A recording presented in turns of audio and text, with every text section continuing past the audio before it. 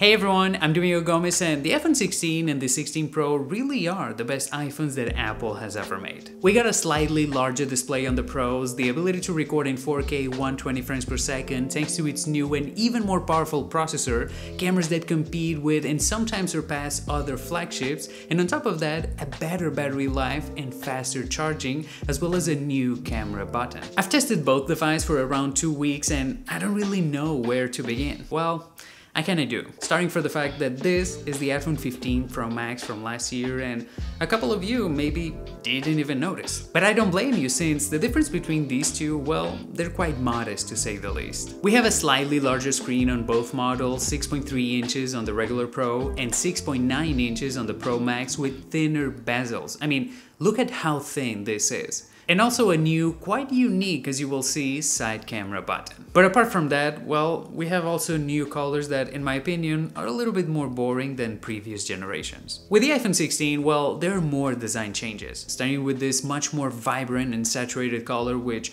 I personally love, as well as the new rear camera design. We also have the action button, the new camera button, and not much more, to be honest. Apple has kept the same design for around 5 years, but you know what? It's a good design, and if they're improving them, little by little every year, well, I think they're doing a good job. No one is gonna buy the new iPhone because of its design, but at the same time, it's really hard for me to recommend these phones because two of its biggest upgrades, in this gen, don't work. Let's start, for example, with Apple Intelligence, that right now it's not even available here in the US, but that didn't stop Apple from using Siri's new colors during the New York launch and from rolling out so many ads showing everyone that they're in the AI game. You know what this looks like? Well, that Apple is desperate. Apple fans always pride themselves to be the latest to the party because they know that when Apple integrates a new technology into their phones, well, they do it right.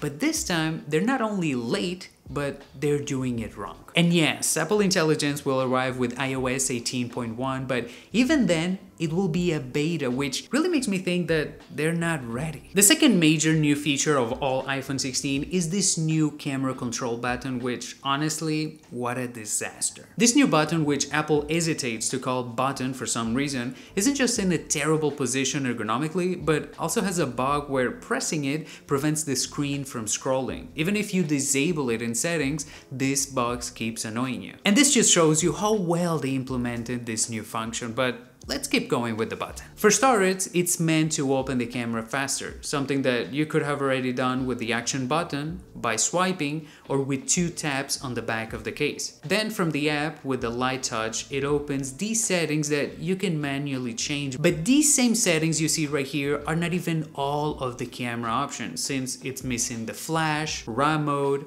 a timer, the screen aspect ratio, and so on. It's not only slower, but also incomplete and harder to use than its own camera app. And I haven't even shown you what it's like to take a photo with this button. When taking a selfie, you can see how the screen moves a little when pressing the button.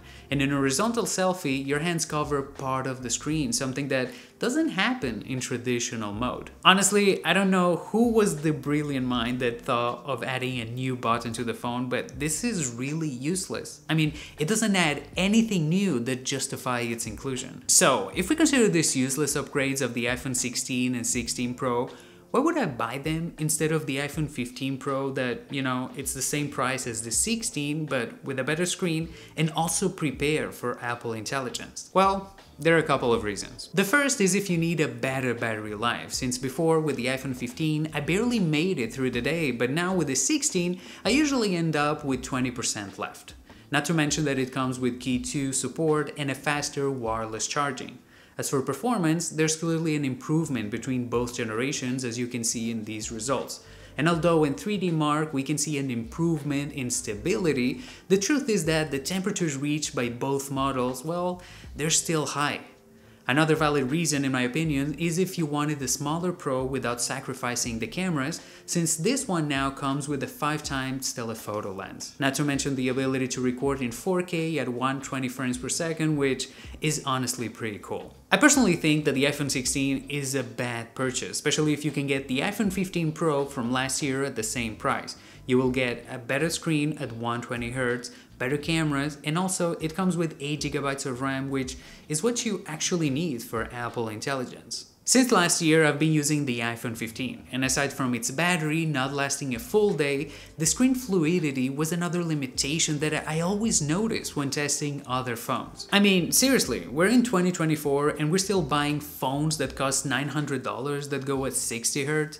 Everyone can notice the differences. Even if your eyes don't notice, believe me, your brain will notice the smoothness of changing between screens or even scrolling, which is something that we all do in every app. The Pro version is a small upgrade from what we had last year. It really feels like a 15S Pro, actually, you know? But if you have a 12 Pro, for example, or older, I will understand if you want to change. But if you have the 13 Pro or, you know, newer, just wait another year. The 16 Pro is a great phone in every aspect, and it will remain as a benchmark in the industry, mainly for its cameras, which will still look good, and a video mode that I dare say is the most complete and well made on any phone. But its two biggest new features aren't really that impressive right now. And look, I understand that Apple doesn't want to add 120 Hz to the iPhone 16 because they're gonna lose even more, you know, no one is gonna buy the Pro version. But hey, that's just my opinion, and if you have a different one, let me know it in the comments. I see you in the next one. Ciao, ciao.